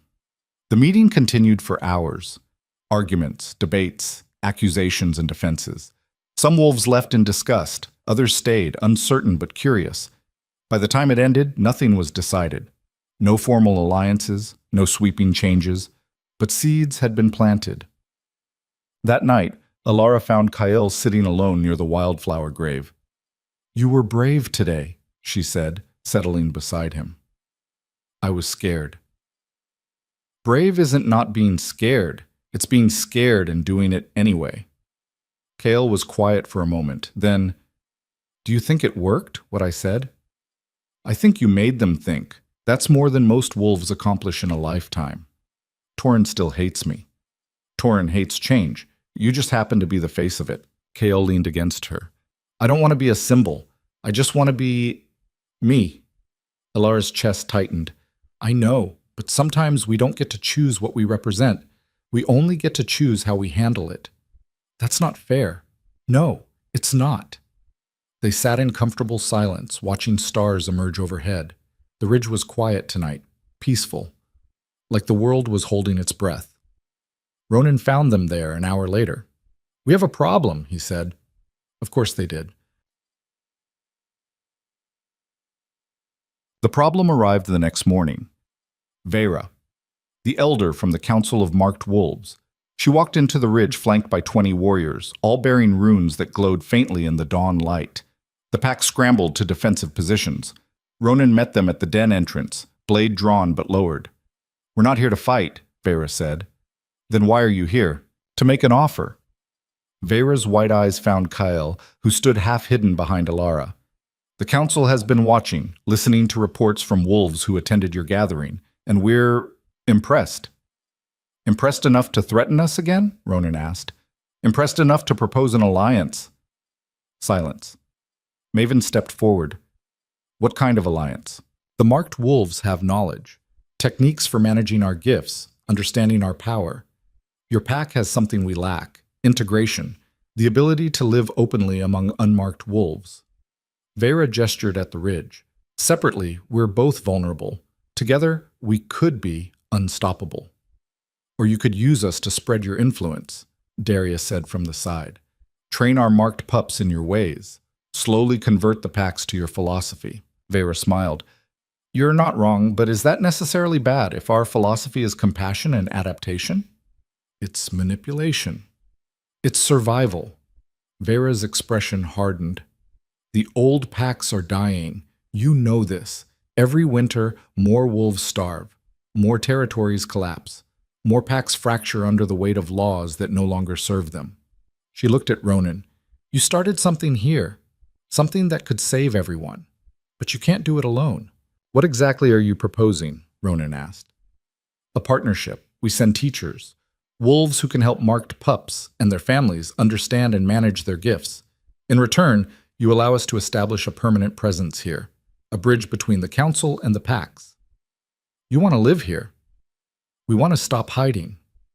Ronan looked at his pack, at the wolves who'd followed him through rebellion and change and uncertainty, at Alara and Kael, at Darius, who'd become an unexpected ally.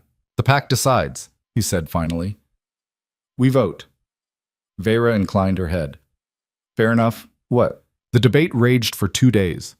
Some wolves saw opportunity, a chance to learn, to grow, to become something more than they'd been. Others saw threat.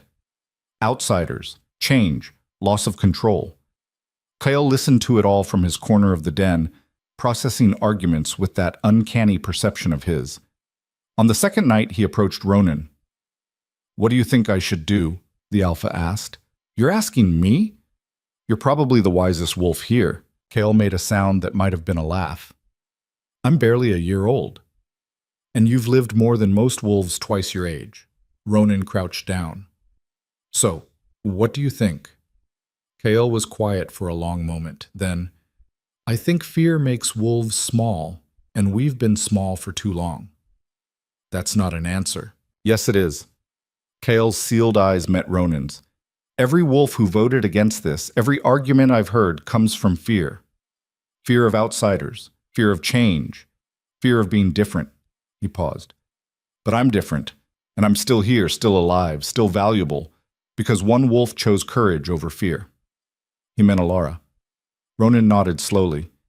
You think we should accept the alliance? I think we should stop being afraid of becoming better. The next morning, Ronan called the final vote. It passed. Barely. But it passed. Vera and her wolves moved into the ridge that afternoon. The changes came slowly at first, then faster. Marked pups who'd been hidden by their families came into the open. 3 in the ridge pack alone. 7 in the surrounding territories.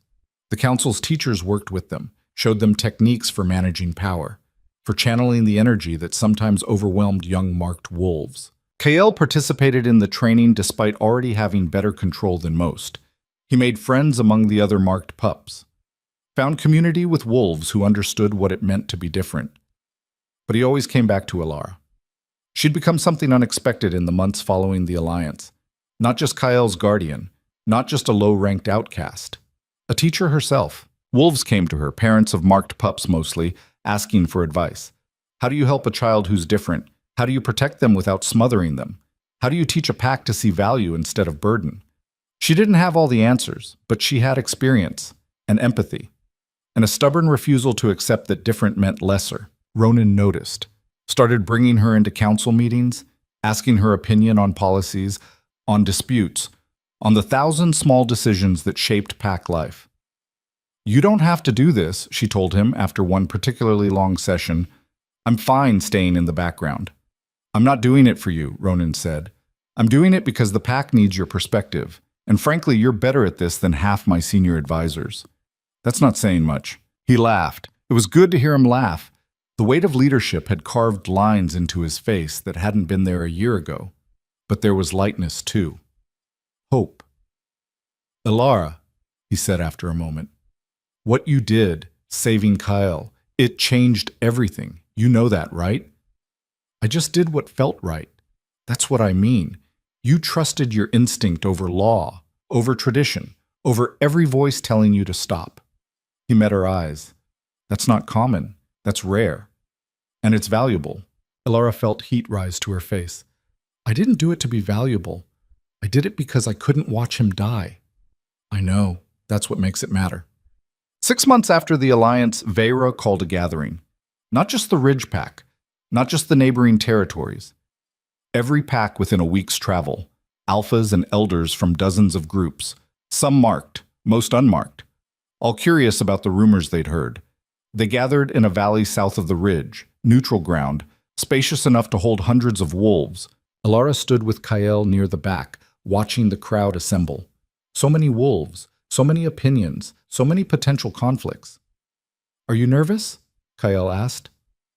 "Terrified." "Me too." But when Vera called both of them forward, they walked to the center together. The crowd quieted. Hundreds of eyes focused on the low-ranked wolf and the blind pup who'd somehow changed the world. Vera spoke first. "For generations, we've measured strength by teeth and claws and hunting prowess. We've thrown away anything that didn't fit our narrow definition, and we've been dying because of it." She gestured at Kael. "This pup should be dead. According to every pack law, he had no right to live, but one wolf, one low-ranked, dismissed, worthless wolf, decided to save him anyway." She turned to Alara. "Tell them why." Alara's mouth went dry. She'd never spoken in front of more than a dozen wolves. Now there were hundreds. She stopped, started again. "I saw him breathe, just once, one tiny breath in the dirt, and I couldn't—" Her voice cracked. "I couldn't let that breath be wasted." "Even though it violated pack law?" Someone called from the crowd. "Especially because of that. Because a law that throws away breathing lives is a law that's already dead." Murmurs rippled through the gathered wolves. Torin pushed forward, still hostile, still resistant. "Pretty words, but words don't fill bellies. That pup has consumed resources for a year now. What has he contributed?" Kael stepped forward before Alara could respond. "I've tracked 12 hunts," he said clearly. "Found prey in storms when visibility was 0. Located lost pups in cave systems. Taught 6 other marked wolves how to navigate without sight." He paused. "And I've shown a pack that different doesn't mean useless. That there are more ways to be strong than the ones you've always counted." "A blind wolf lecturing me about strength," Torin scoffed. "That's true," Senna cut in. The Blackwater Alpha stepped forward. "Everything he said is true. I've watched him work. I've seen what he can do." She looked at Torin. "And I've watched you measure strength the same way for 30 years while your pack shrinks. Maybe it's time to try something new." Torin's face darkened. "You're siding with them?" "I'm siding with survival. Real survival, not just clinging to the old ways because they're familiar." More voices joined in. Arguments for and against, pack against pack, old way against new. And then Darius spoke. "I tried to kill them," he said into the chaos. Everyone turned. He stood alone, looking small despite his size. "I led a rebellion, gathered allies, attacked my own brother because I couldn't accept change, because I was terrified that everything I believed about strength was wrong." He walked toward Kael and Alara. "I was wrong. About all of it. About what makes a pack strong. About what makes a wolf valuable. About what survival really means." He knelt in front of Kael. "This pup, this blind, worthless pup, has more courage than I've ever had. He faced an army and chose love. He faced a council of strangers and chose home. He faces judgment every single day and chooses to keep existing anyway." Darius's voice broke. "If he can forgive me, if he can see value in a wolf who tried to destroy him, maybe we can all learn to see value in each other." Silence fell across the valley. Kael reached out and touched Darius's face. "I forgave you a long time ago." "Why?" "Because holding on to hate takes energy, and I'd rather use that energy to live." Something shifted in that moment. Alara felt it, like a door opening, like a held breath finally released. Wolves began to move forward. Not all of them, but enough. They came to see Kael, to touch his marks, to ask questions, to hear his story. And one by one, they made choices. An alpha from the Eastern Territories announced her pack would adopt the new laws. A coalition from the South pledged to stop burying marked pups. 3 packs revealed they'd been hiding marked wolves for years. Asked the Council for Teachers, it wasn't universal. Some wolves left in disgust, some remained hostile. But the tide was turning, and for the first time in generations, the packs were choosing growth over fear. That night, as the gathering dispersed and wolves returned to their territories, Alara sat with Kael near a fire. "Did we do it?" Kael asked quietly. "Did we change things?" "Some things, not everything," But enough. Is enough good enough? Elara pulled him close. It's a start. And starts are how everything begins. Ronan joined them, settling on the other side of the fire. He looked exhausted, but satisfied. Vera says the council wants to establish 3 more teaching posts, he said. 1 in the eastern territories, 1 south, 1 west. That's good. It's a beginning. He poked at the fire. We're not going to change the world overnight. There will be resistance, setbacks, wolves who refuse to adapt. I know. But what we started here, he looked at Kael.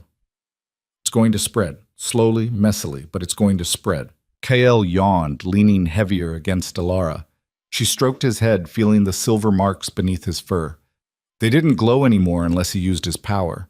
Most days he looked like any other wolf, which was exactly the point. I'm proud of you, she whispered. For what? For being you, for not letting anyone make you small, for choosing to live loudly instead of quietly disappearing. Kael was silent for a moment, then, You taught me that. No, you already knew it. I just gave you permission. But spring turned to summer, summer to fall. The ridge rebuilt, stronger than before, better designed, more inclusive. New dens rose to accommodate the council wolves who'd made the ridge their home. Training grounds appeared where marked pups practiced controlling their gifts. Gardens were planted, an innovation from the southern packs that tripled their food production. Change rippled outward from Blackthorn Ridge like stones dropped in still water. Some packs embraced it eagerly, others slowly.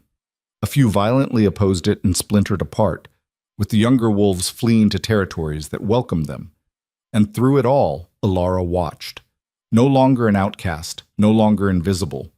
Ronan had officially made her his second, not for her fighting skills or her hunting prowess, but for her judgment, her compassion, her ability to see value where others saw only cost.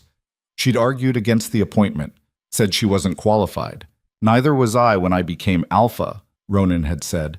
We grow into the roles we're given, and you're already better at this than you think. So she served, made decisions, mediated disputes, helped shape a pack that was learning to measure strength in new ways. And at night, she'd return to her den where Kael waited. He was nearly full-grown now, larger than she was, stronger, but still her pup in the ways that mattered. Maven says I'm ready to join hunts, he said one evening. Elara's chest tightened. Are you? I think so. I've been training, and my tracking is better than most of the hunters. It is. So why do you look worried? Because hunting was dangerous, because she'd spent so long protecting him that the thought of him in real danger made her want to lock him in the den forever. But that wasn't fair, wasn't right. I'm not worried, she lied. I'm adjusting. Kael bumped his head against her shoulder. I'll be careful. You'd better be. He went on his first hunt 3 days later. Elara paced the entire time, driving Ronan to distraction. He'll be fine, the alpha said. You don't know that. No, but I know he's trained. I know he's capable. And I know that keeping him safe forever isn't the same as letting him live. Elara knew he was right. Hated it, but knew it. When Kael returned that evening, exhausted, bleeding from a minor scrape, triumphant, she didn't lecture, didn't hover. She just pulled him close and whispered, I'm proud of you. We got a deer, he said excitedly. I tracked it through a canyon. Maven said my work was perfect. Of course it was. She cleaned his scrape while he talked about the hunt, about the terrain, about the other hunters, about how it felt to contribute in such a tangible way. And she realized something. He didn't need her protection anymore. He needed her support, her belief, her presence, but not her protection. The thought should have made her sad. Instead, it filled her with a fierce, aching pride. East. 2 years after the alliance, the packs held their first interterritory gathering, not for politics, not for alliances, for celebration. Hundreds of wolves gathered in the valley south of the ridge, sharing food, stories, knowledge, celebrating survival, growth, change. Elara walked through the crowd with Kael, marveling at how much had shifted. Marked wolves living openly, pups with disabilities being trained instead of buried, packs sharing resources instead of hoarding them. It wasn't perfect. There were still disputes, still prejudice, still wolves who clung to old ways. But it was better. So much better. Near the center of the gathering, Veera stood with Ronan and several other alphas. They were discussing something, probably politics, probably important, but Alara didn't join them. Instead, she made her way to the edge of the celebration, to a quiet hilltop overlooking the valley. The wildflower grave was there, transplanted carefully, tended by volunteers from a dozen different packs. A memorial. Not just for Kael, for all the marked pups who'd been buried, all the different wolves who'd been thrown away, a promise that it would never happen again. Alara sat beside the flowers. Kael settled next to her. "Do you ever think about it?" he asked quietly. "That night, the grave. Every day. Does it still hurt?" "Yes, but not the way it used to." She touched one of the flowers. "Now it reminds me that the worst moments can become the most important ones, if we're brave enough to fight through them." Below, the celebration continued, wolves laughing, playing, living. "We did this," Kael said softly. "You and me. We started it. But look at them." Alara gestured at the valley. "They made it real. Every wolf who chose compassion over fear. Every pack that changed their laws. Every parent who fought for their different pup." She smiled. "We planted the seed, but they grew the garden." Kael leaned against her, and they sat in comfortable silence, watching the new world unfold below. A world where strength meant more than teeth and claws, where survival included compassion, where a blind pup could not only live, but thrive. Behind them, wildflowers swayed in the evening breeze, growing from the grave that had tried to be an ending, but became a beginning instead. Years later, when wolves told the story of how the packs changed, they'd argue about the details, about who did what, about timelines and motivations and significance. But they'd all agree on one thing. It started with a choice. One low-ranked wolf, one buried pup, one refusal to accept that survival meant abandoning compassion. And from that single choice, a new world grew. Not perfect, not easy, not without cost, but alive. Beautifully, stubbornly, impossibly alive. Just like the blind pup who should have died in frozen earth, but chose to live instead, and in living taught an entire world what strength really meant.